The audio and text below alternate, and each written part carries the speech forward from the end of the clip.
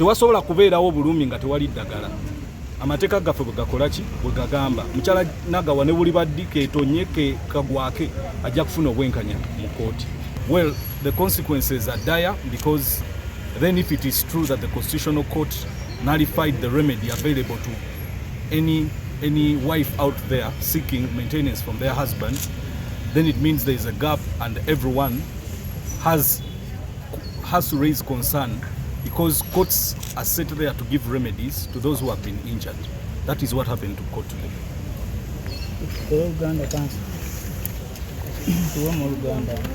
Kati amanya erinnya nze Lufuna Derick ndine munnange Andrew Nsamba. Leero tubadde mu kooti tuwolereza omukyala Nagawa gyali ya LUBEGA eyawawaabira bbaawe Derick LUBEGA ng'asaba kooti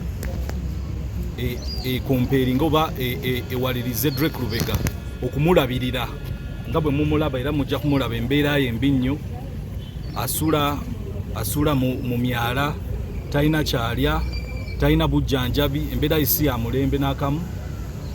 Ne tusaba kooti kuba waliwo obufumbo buvunaanyizibwa bwa mwami okulabirira omukyala we ne banga basoowagana nga bagenda okwawukana. Buvunaanyizibwa bwa mwami tebusobola kugibwawo, kooti ya ssemateeka tesobola bujjawo, gavumenti tesobola bujjawo obwo bwatondebwa Mukama Katonda. So olwaleero looya awolereza Derick LUBEGA mwami Adam Kirumira n'aleeta ensonga nti waliwo omusango ogwasalibwa kooti etaputa ssemateeka ng'edeclaringa obuyambi buno okuba nti bukontana n'ennyiriri za ssemateeka.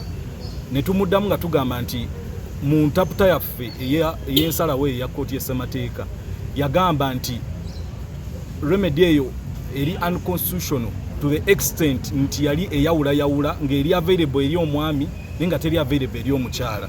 N'olwekyo omulamuzi mu nsalawo ye n'agamba nti ajja tuwa okusalawo ku nsonga eno nga 4 Oktoba 8 tusooke tulabe, naye bwe kibanga bwe kiri then kiba kitegeeza abakyala abali abanyigirizibwa nga baagala okwawukana ne babba baabwe tewali gye basobola kuddukira. So kyonna kino tukwatako nga bannayuganda n'abaami abali abanyigirizibwa abakyala baabwe nga baagala okwawukana naye nga tebalina buyambi kiba kinyiga. So tulinze ensalawo y'omulamuzi ate awo tujja okufuna ekyokukola ekiddako. Lufuna Derick nga ndine munnange Nsamba Andrew.